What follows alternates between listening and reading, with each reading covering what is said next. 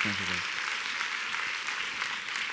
As they regain their seats and we're ready to transition to the next session, the takeaway from what we have heard today is really that game changing is absolutely possible. All it took is to have four preeminent thinkers on the stage thinking about how they're going to drive the agenda for the 21st century, and you could already sense and grasp a sense of the corporation. So as I regain the stage myself, not to bore you, but I'm going to be gone very soon. Give me 30 seconds. I'm actually here to transition and introduce to you our next speaker, which is bringing the experience of a large organization to the audience today, providing us with food for thought and groundbreaking thinking that we will put in practice, coming from the experience we had from our four panelists. So if you can bear with me, I would like to introduce the Chief Executive Officer of Unilever, Mr. Polman.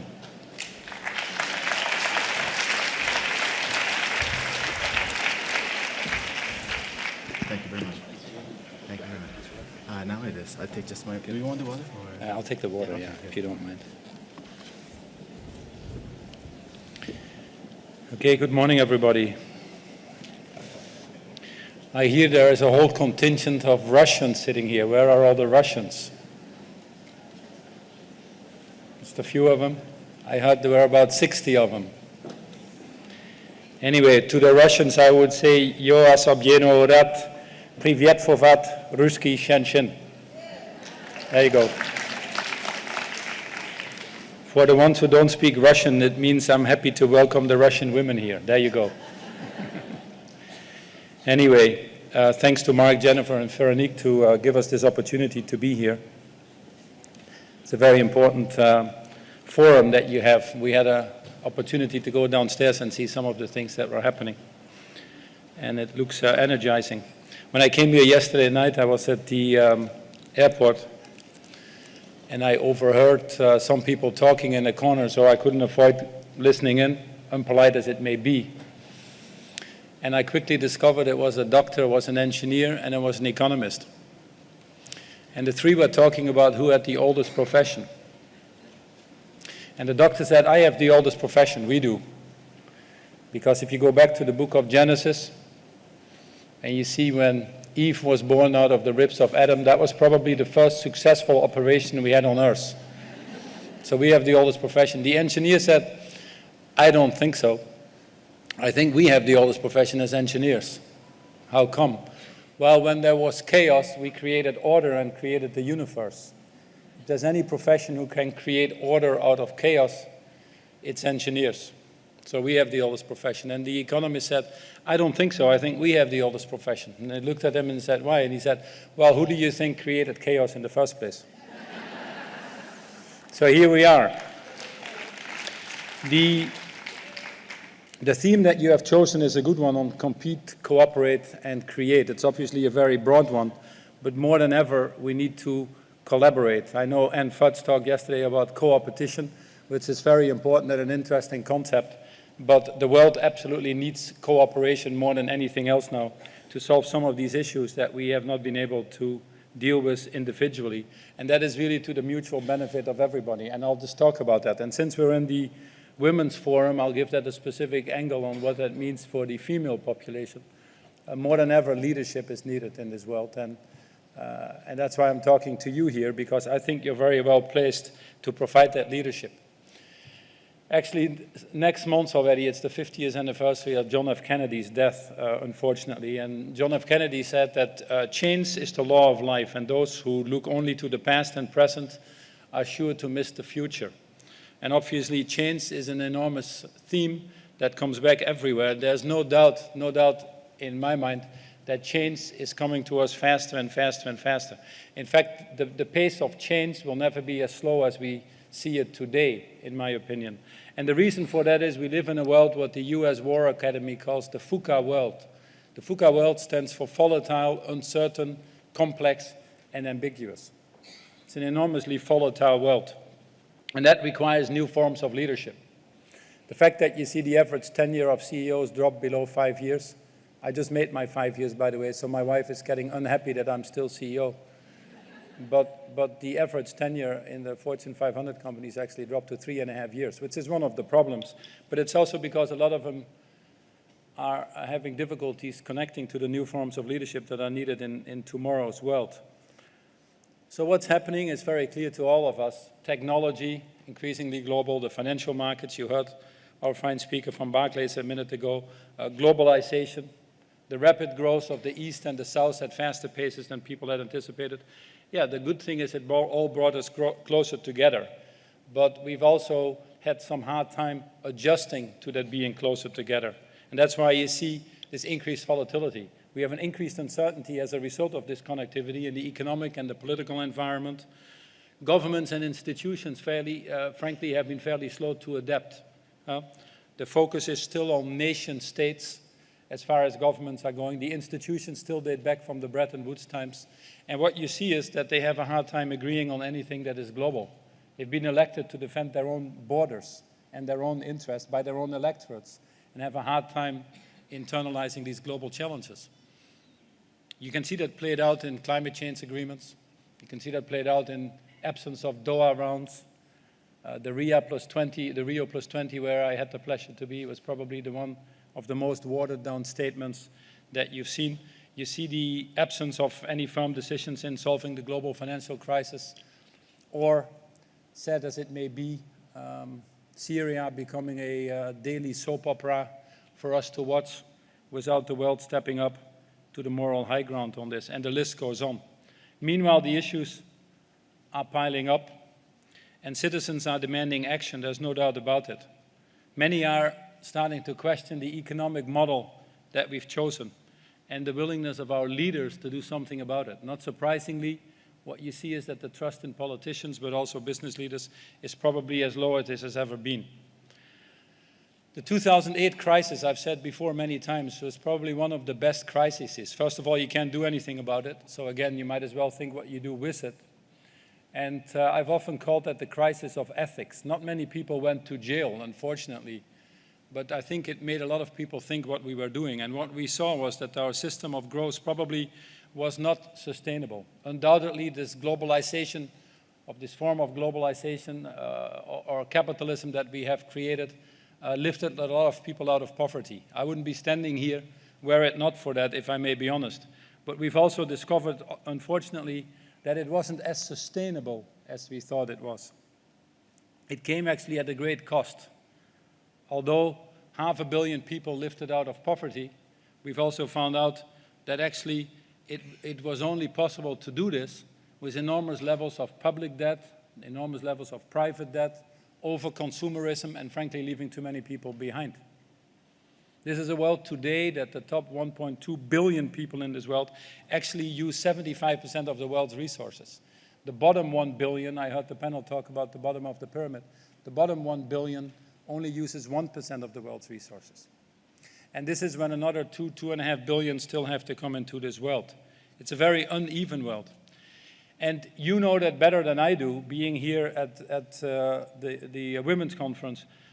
You will appreciate that any system where too many people feel that they don't get the benefit or are not fully participating will ultimately be rejected. It's like any cancer. And that is what you see happening.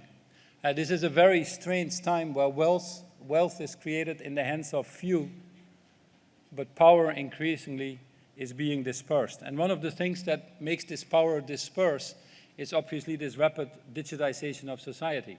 If you look at China, India, the first two big countries in the world, the third big country in the world, I say, is Facebook. And increasingly, consumers are able to aggregate their voices and make their voices be heard. And it's especially the young and especially the female population, if you dive into that, who make their voices heard, because they care about the future. The two that are most vocal about that are the young, not surprisingly, in the emerging markets, which, by the way, in a generation and a half from now will have 80% of the world population. So I'm glad that you've decided to hold the next meetings in places like Brazil and Myanmar, because the world has moved on. But 25% of that, 50% of the population in that part of the world is below 25 years old. And they understand very well that they're 50% of the population today, but they understand even better that they're 100% tomorrow.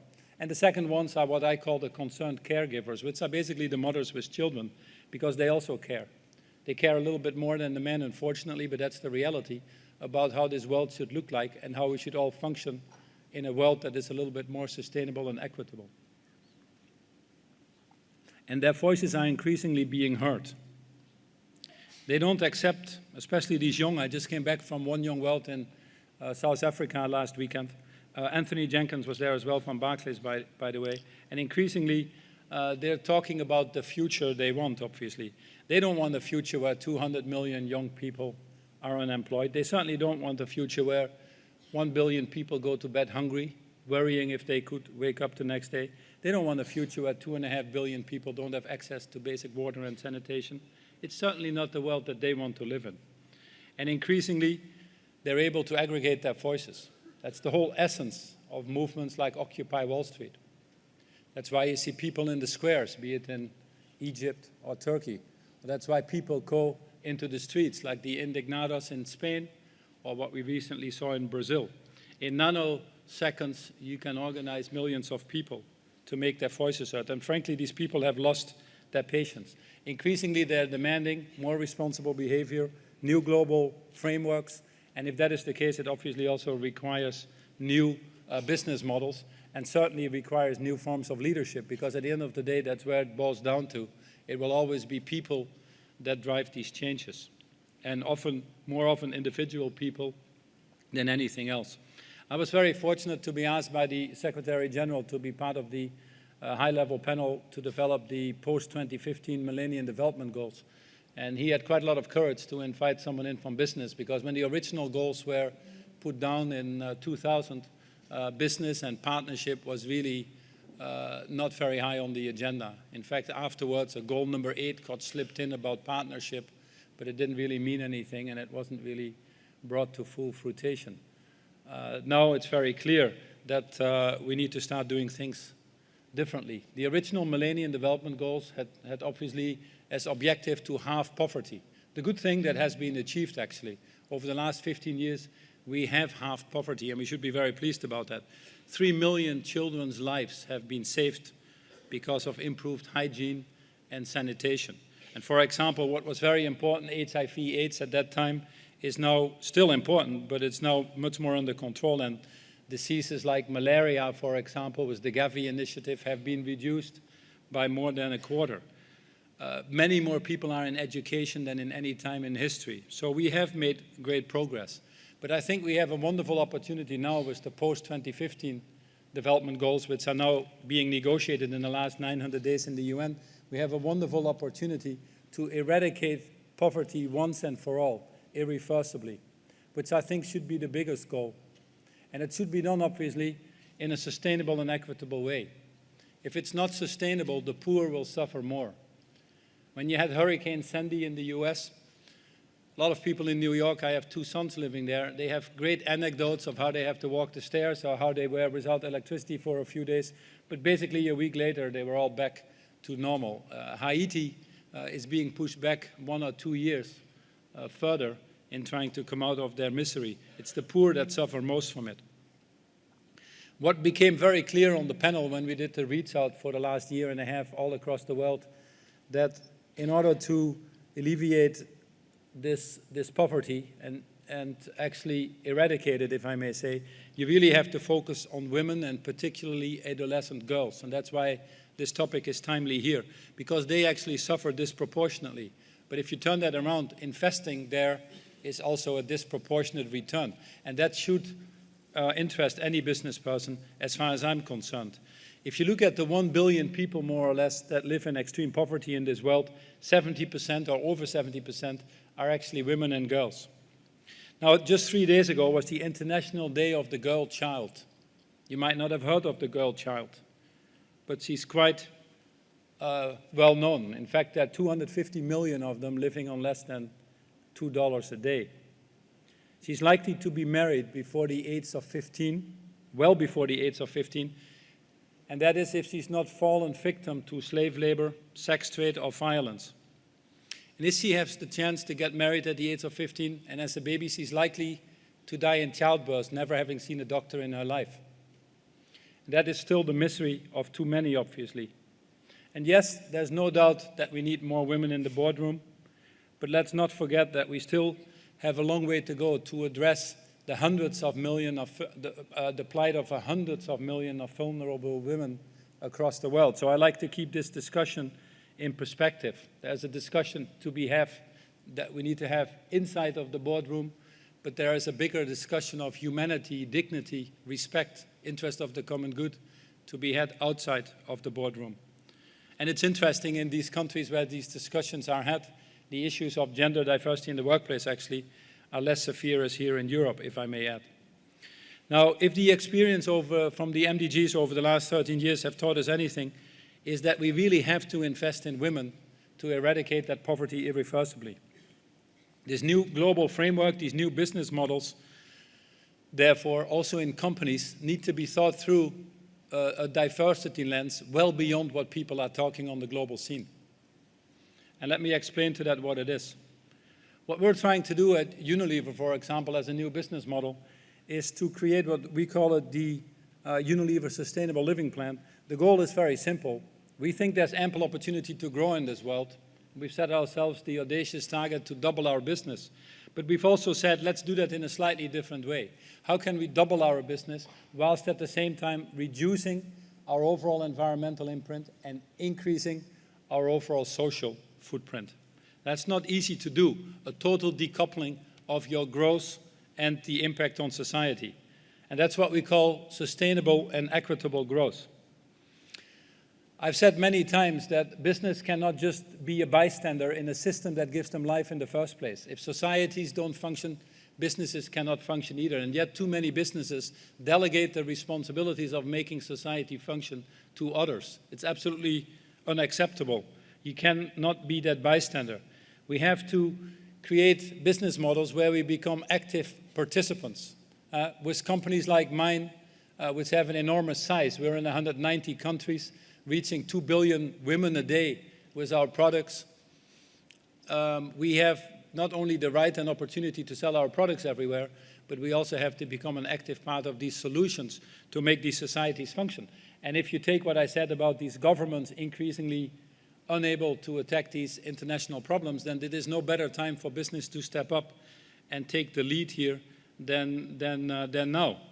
So we have to become part of that solution, not part of the problem. And the only business models, I believe, that ultimately will survive will be business models that can honestly look you in the eye and say, we give to society, we don't take from society. The whole discussions of CSR are fine, but they're discussions from the last century, if I may say. If you don't, in the time that we leave too many people behind, that we use more resources than we have, that we don't have the growth that includes everybody, if you don't honestly can say that you're in business to make this a better world for generations to come, you'll be quickly voted out of office. And consumers increasingly have the possibilities to do that. Let me just give you a very quick example about Egypt. It only took 17 days to get the regime in Egypt out of office. It's a very ingrained regime by any standards. But we organize on Facebook, we communicate on Twitter, and we show the world what we do on YouTube. It took 17 days. If it takes 17 days to take a regime in Egypt out of office, it probably takes nanoseconds to vote a business out of office. And it's happening increasingly. I don't know why so few business leaders see that. In fact, I always take the Financial Times of the day. Unfortunately, I didn't have a copy with me today. But you can take every day the Financial Times, and you see the cost of lack of responsibility. Market caps of companies have never gone up and down more than in the last few years. Be it for a food scandal where you sell horse meat instead of beef, be it for a LIBOR manipulation scandal, be it for a collapsing factory in Bangladesh, where women, by the way, were paid 11 cents an hour. You talk about slave labor. And the world just simply doesn't accept that anymore. And any company with that same transparency that we now hold governments accountable, we are going to increasingly be able to hold others accountable in their behaviors. And consumers have still, or citizens have still the best power, which is what I call the power of the wallet. And increasingly, they are organizing that. Now, to do new business models like we're trying to do will take some time. And the one thing is absolutely important is to do everything from a diversity lens. Obviously, to earn your seat at the table, you have to first get your own house in order. I think we understand that. We also understand the rationale. So I don't want to spend too much time on that. We deal with 2 billion women a day. They're basically the ones who buy our products. Anywhere in the world, 7 out of 10 households. So if we cannot internally reflect the society that we serve externally, we won't be very successful. We also understand that we want to attract the best and brightest, and it's better to recruit from 100% of the population than 50% of the population. We understand the benefits of diversity that brings to innovation and creativity. And interestingly, there are more women in higher education than any time in history, and more actually women in terms of the recruiting pool that we now have. We attract ourselves 55% of women, so it is a very good time. Hillary Clinton mentioned the other day, I thought summarized it well, that women are the most underutilized resource on this planet. I think that is still the case for many companies. So with the things we're focused on in Unilever, we're trying to make some progress there. You saw Ann Fudge yesterday. Fortunately, I ran into her for 2 minutes when I came in. But she's on my board, and I'm very happy about that. But my board is 50% women. There's no reason why that cannot be the case. If your company is attractive enough, you can attract the right people to your boards as well. Internally, we've moved, over the last 4 or 5 years, our slate of women in management up from 35 to nearly 45%. We've great initiatives here. Doug Bailey is here, our HR director, an initiative called Winning Balance. Obviously, we set the targets, we do the networking, the mentoring, any of these best practices. But at the end of the day, you have to get it into the hearts and minds of people at the same time. The mind alone doesn't work there. And this Winning Balance initiative coupled with agile working are probably some of the finest things that are out there. And not surprisingly, last year we got the Catalyst Award and the Women Corporate Directors Award in the US, which we're obviously proud of. But this is just a very small piece of the puzzle. And although we even have there a lot of things to do, getting your own house in order only gives you a seat at the table to solve some of these bigger problems. And again, if you don't solve of these bigger problems, you don't have a right to exist long term. And then the issue of women in your business or not is becoming trivial. So what do we need to do to create business models to have a positive impact on society? The first thing we need to do is take a little bit more responsibility than our own shop, which is often where CSR stops. It talks about one product, talks about a sliding door you give to a hospital, how good that may be. Usually there's someone in the CSR departments who handles all of that. I call it page 2 of the annual report. It's a person close to retirement because we didn't quite know what to do with them. But if we really want to solve these problems, we have to take responsibility of the total value chain. It starts from that. For Unilever, that means from sustainable sourcing of our agriculturally based materials to sustainable living when consumers use our products. And here, the diversity lens, if you want to call it that way, or the gender balance lens, is extremely, extremely important. And let me illustrate that. Because if we would operate in anything we do, our total business models, under the gender balance or diversity lens, we would just have so much stronger businesses for all of us. We would also accelerate these issues that we're all struggling with, that undoubtedly you're discussing in the 2.5 days that you're here. Since we are, for half of our business, a food company, let me just take food security as an issue. It's absolutely ridiculous here that how we treat our food system globally. In fact, people don't realize that in the next 40 years, more or less, we need to produce as much food to feed the world as we've done in the last 5,000 years. It's a staggering number when you say that to people. 40% of the world's land mass is being used, many in a way that's not sustainable. Now, the food system is one of the most ridiculous systems. Here is 1 billion people going to bed hungry, not knowing if they wake up the next day. In between, we're able to waste about 30 to 40% of the food, with all the climate change impacts if you want to. And then we're rapidly cultivating a group of 1.2 billion people or more that become obese, where diabetes too becomes the biggest epidemic that this world is going to face and has to deal with. And this is being done by the most intelligent species of this earth, apparently, called human beings. Doesn't make any sense. Doesn't make any sense to me. Interestingly, we waste every year $750 billion of food, just to put another statistic out there, with the 30–40% that is wasted. On land, in transport, in the stores, with the sell-by date, on your plates, so a lot of it is wasted. When I was chairing the Global Food Security Task Force for the G20, we reckoned that it only needs about 70 to 80 billion a year to stop these billion people from going to bed hungry. Unfortunately, they can't talk because they go to bed hungry. They can't solve it. They need the leadership. And again, investing in women is one of the biggest answers. 50% of the people in agriculture are in women.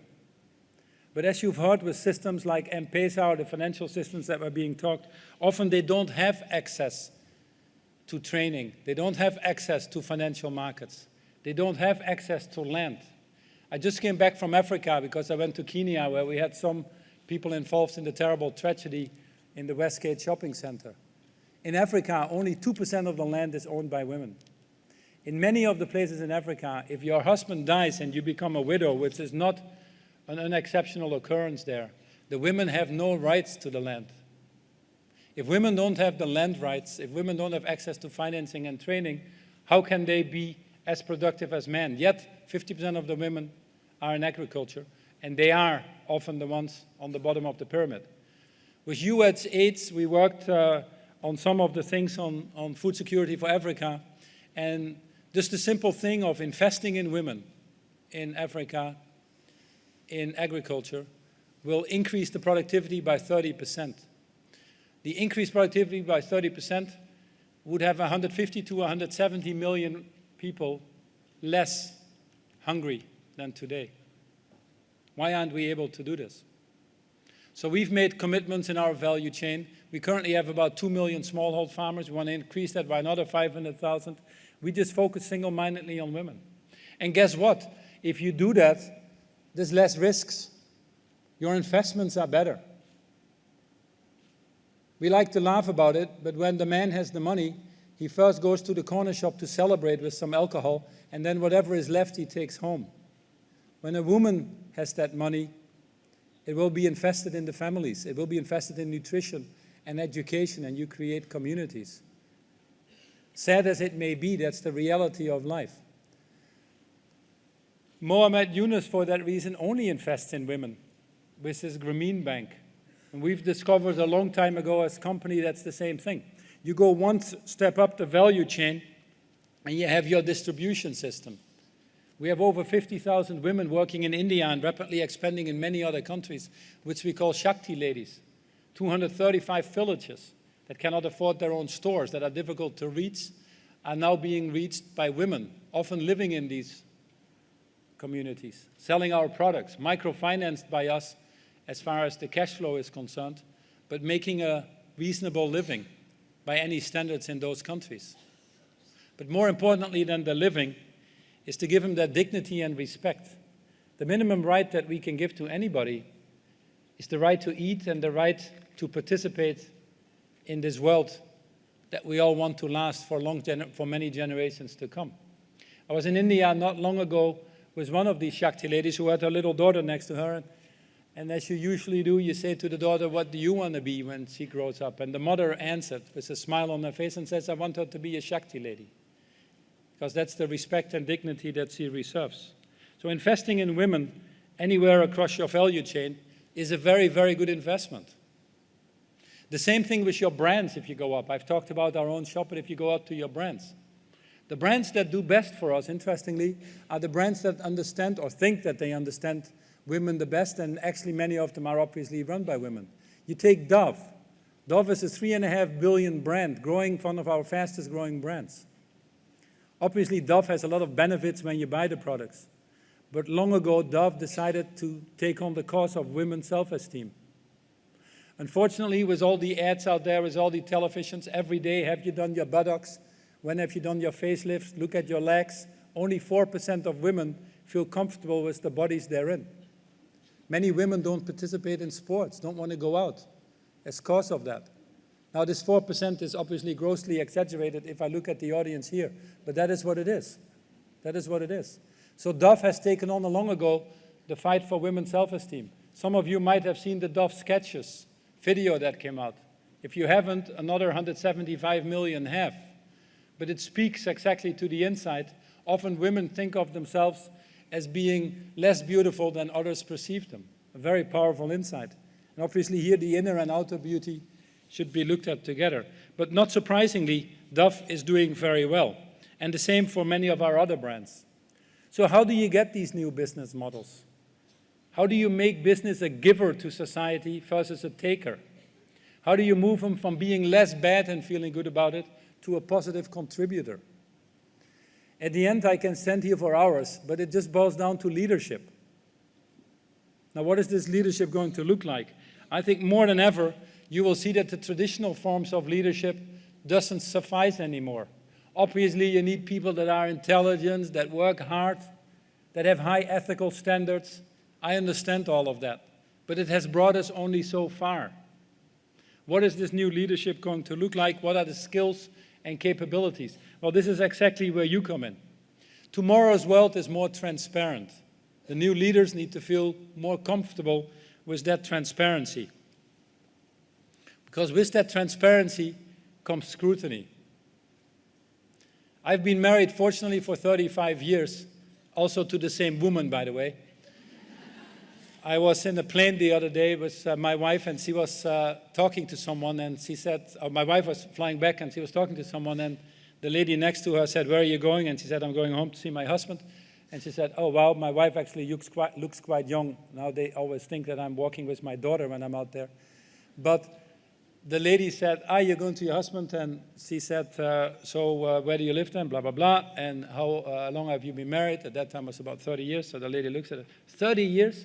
You come back to your husband 30 years? And she looked at my wife and she said, "To the same man?" I don't get it either, but she hangs in there. So it's that transparency that builds trust. You cannot build trust without transparency.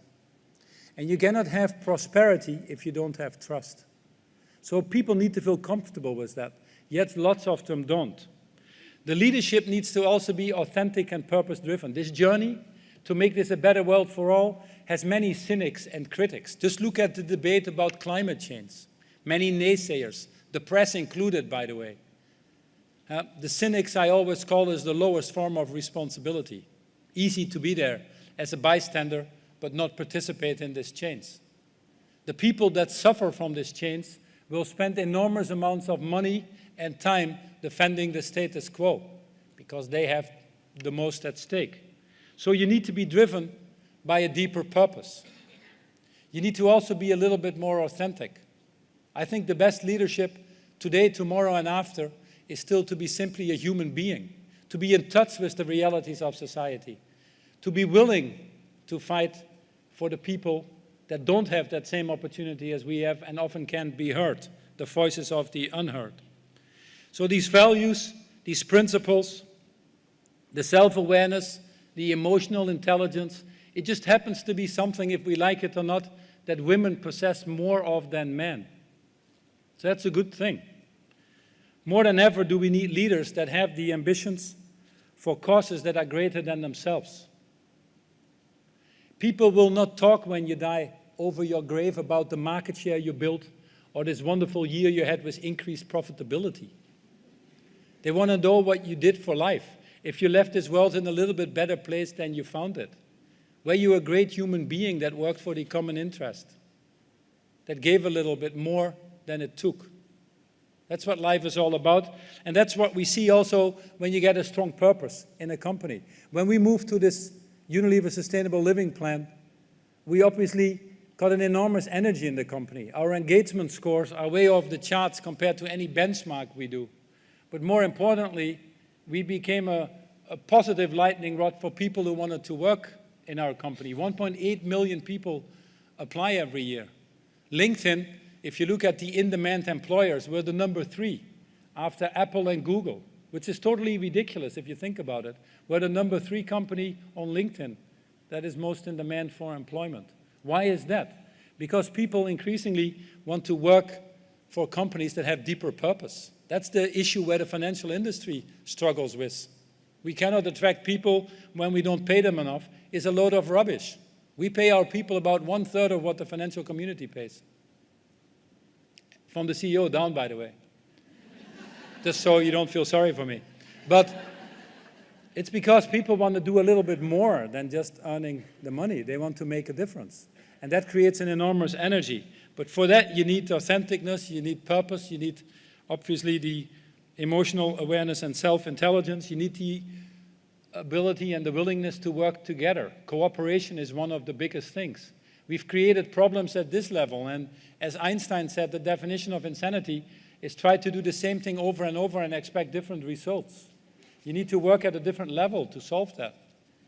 Forget this whole definition of competition and cooperation and everything. We need cooperation for the common good, to create a world that we all function in. If these countries don't function, which has been the problem of Africa for a long time, business doesn't work either. That is a far more important thing, a far higher order thing than worrying about all the other things. Business leaders, unfortunately, have grown up in these original hierarchy structures, obsessed with the interest of shareholders alone, if that is the only thing we need to serve. One of the first things I did when I became CEO was abolish guidance, stop quarterly reporting. I did that the first day I was hired because I also thought my board, the first day they hire you, they usually don't fire you. So I might as well take a little bit more risk. But we have to get out of this quarterly rat race of expectation management, of trying to feel that the only purpose of life is to satisfy our shareholders. Aren't we concerned about the people that give enormous amounts of their lives to make our companies function? Or these consumers who give their hard-earned money and trust you to buy their products? Aren't they part of the model? Shouldn't you take that responsibility? At the panel, when we put out the new report for the post-2015 development goals, we talk about the transformational shift towards a new spirit of solidarity, cooperation, mutual accountability. It's a very important thing.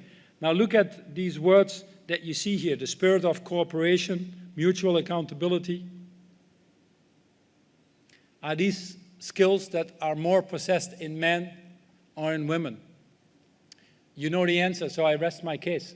It was actually interesting. My wife sent me an article and he said, first of all, I had to call her yesterday night because he was worried I was with 1,500 women. So I said, okay, I'll call. But then she said, if you're going to talk, I just saw an article in the Herald Tribune yesterday night. So she sends me this article.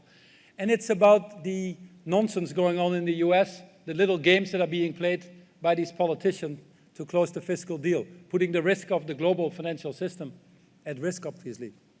And interestingly, as you've read in the papers, this morning a deal was signed. But let me tell you one thing. If you read the International Herald Tribune from yesterday, the title of the paper has changed, but if you read the International Tribune from yesterday, you will see that there were 3 women Republicans and 3 women Democrat senators, led by Mrs. Collins, who went together and forced an agreement. And it was an agreement that was signed by women. And if you ask them, they talk about collaboration. They talk about listening. They talk about working above the interest of their party for the common good of their country. They talk about taking the personal risk, being authentic, even if the pressures are against them, driven by a deeper purpose. Now, not surprisingly, when you see this morning's news, it are all the men who have got the agreement organized. The women aren't there. There's only 1 in 5 women in politics, by the way, globally right now, and that's probably part of one of these issues that we have. Now, these challenges that we have today are not amenable to quick fix solutions, obviously. So you also need leaders that have a longer-term perspective.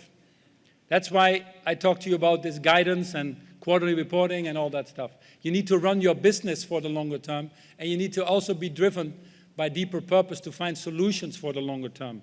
And interestingly, again, women possess these qualities more than men. And that's actually scientifically proven, if you don't mind. If you look and listen to neuroscientists, neurologists, whatever you call them, increasingly they will talk about the wiring of the female brain. The purpose of the diversity discussions is not to make everybody equal. The purpose is to give everybody equal chances. The purpose is to develop everybody to their fullest potential. And what is very clear is that the female brain, according to these neuroscientists, is differently wired, and many of these qualities that you need for the VUCA world to see the bigger picture, to be more purpose-driven, to be not as impulsive, to have a better emotional intelligence, to work together with others, not to seek a win-lose but win-win situations. It just is given more to the female gender than it is to the male. That's why it's not surprising that actually I was talking to Peter Sens at MIT, and we were talking about some of the biggest efforts that are happening in this world to make this a better place. Call them humanitarian efforts if you want to. But some of these biggest humanitarian efforts in the world are actually led by women. We looked at them, and about 7 out of 10 are led by women. It's not surprising to me. You take Helen Clark, who leads the UNDP. You take Christiana Figueres, who runs the climate change negotiations now. You take Catherine Cousins, who runs the World Food Programme.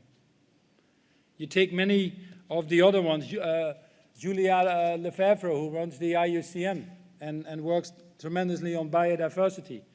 Winnie Mbanyime, who now is running Oxfam International. I had the pleasure to have as co-chair on our panel for the Millennium Development Goals President Shirley from Liberia, an enormous champion for the WASH program, water sanitation and hygiene for Africa, and the list goes on. It's not surprising to me. I certainly had the privilege to work with all of these wonderful women, and I've learned an enormous amount that makes our business model more robust by taking that diversity lens. If we get more of these women in the right positions to handle these issues, I think the world would be in a significantly better shape. It's therefore important that, sure, you have to set targets internally into your company, you have to hold people accountable, move the diversity agenda forward. But I was trying to tell you is there is a little bit of a deeper agenda and a little bit of a bigger agenda there that we need to handle. There's a book that came out in the US not long ago, which was called The End of the Era of Man. I got a little bit worried when I saw that title. I just want to conclude by saying I'm not so sure we've quite reached the end of the era of man, but I certainly see there's no reason why this shouldn't be the age of women. Thanks for what you're doing.